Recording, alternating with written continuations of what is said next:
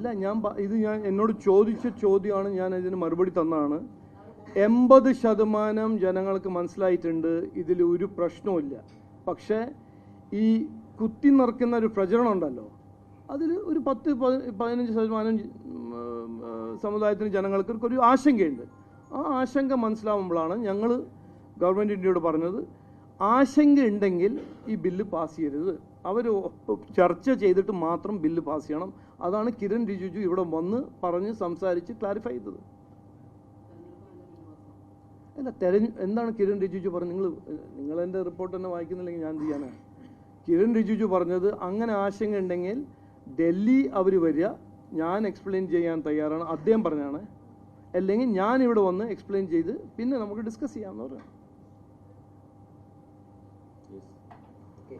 എല്ലാവർക്കും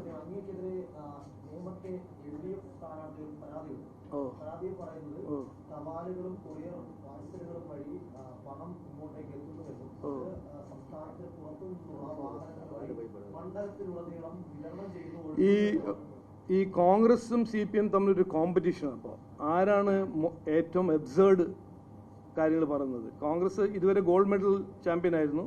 ഇനിയിപ്പോൾ സഖാവ് ശിവൻകുട്ടി അതിലൊരു കോമ്പറ്റീഷനിൽ പങ്കെടുക്കുന്നു എന്ന് എൻ്റെ ഒരു അഭിപ്രായമുണ്ട്. തപാല് വഴിയല്ലേ എന്ത് അല്ല പറയുകയാണെങ്കിൽ കുറച്ച് കോൺഗ്രസിനെ പഠിക്കണം, കുറച്ചെങ്കിലും അതിൽ വിഡ്ഢിത്തരം മുക്ത പ്രചരണം നടത്തണം. ഇതെല്ലാം വേണ്ടാത്ത കാര്യങ്ങളാണ്.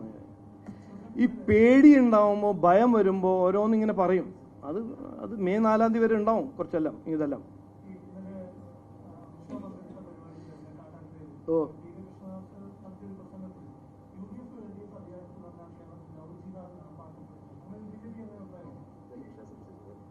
പറയാം, ഇനി അറിയാം, ഞാനത് കേട്ടിട്ടില്ല. അങ്ങനെ ഞങ്ങൾക്ക് അഭിപ്രായം. ഞാനും MD രമേശോട് ഉണ്ടായത്, ഞങ്ങളും കേട്ടില്ല. അല്ല ഇപ്പം ഞാൻ കേട്ടില്ല.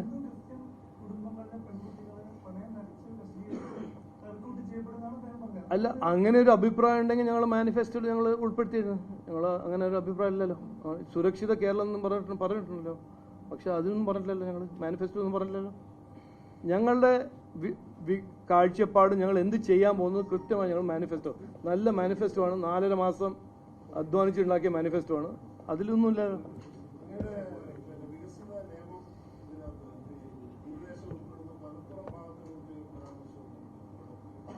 പരാമർശം. ഇല്ല, അതാണ് ഞാൻ പറഞ്ഞത്. നിങ്ങൾ തിരുവനന്തപുരത്ത് നടപ്പിലാക്കാൻ പോകുന്നത് ഞങ്ങളുടെ മാനിഫെസ്റ്റോയിൽ കുറേ ജനറൽ ഇഷ്യൂസും ഉണ്ട്.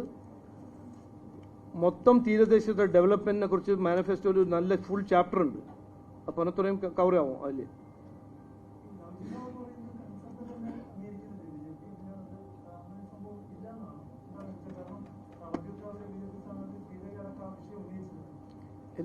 അല്ല, ആ വിഷയത്തിൽ ഈ കോൺസെപ്റ്റിനെ സംബന്ധിച്ചുള്ളതല്ലല്ലോ.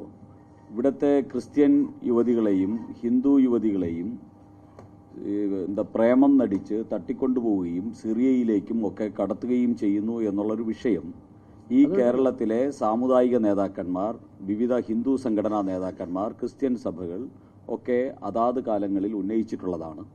അവസാനം കോതമംഗലത്തെ ഒരു ക്രിസ്ത്യൻ യുവതിയെ ഇതുപോലെ തട്ടിക്കൊണ്ടുപോയതിനെ സംബന്ധിച്ച് പ്രതിഷേധിക്കാൻ പോലും ഇടതുപക്ഷവും വലതുപക്ഷവും തയ്യാറാകാത്ത സാഹചര്യത്തിൽ BJP മാത്രമാണ് ആ പ്രതിഷേധ രംഗത്തുണ്ടായിട്ടുള്ളത്.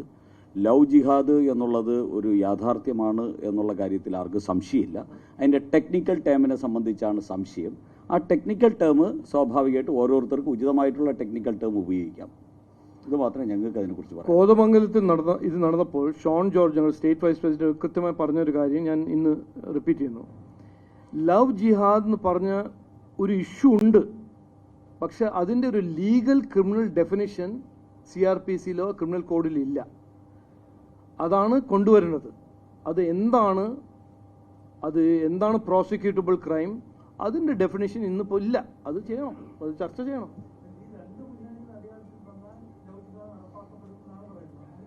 അല്ല, അത് വ്യാജ പ്രേമം നടിച്ച് സിറിയയിലേക്ക് റിക്രൂട്ട് ചെയ്യുന്നു എന്ന് മാറ്റിയാൽ മതിയോ? അല്ല, ലവ് ജിഹാദ് എന്നുള്ള പദത്തോടാണ് പ്രശ്നം. അങ്ങനെ മാറ്റാം, നമുക്ക് അങ്ങനെ മാറ്റാമല്ലോ. കണ്ടിട്ടില്ല.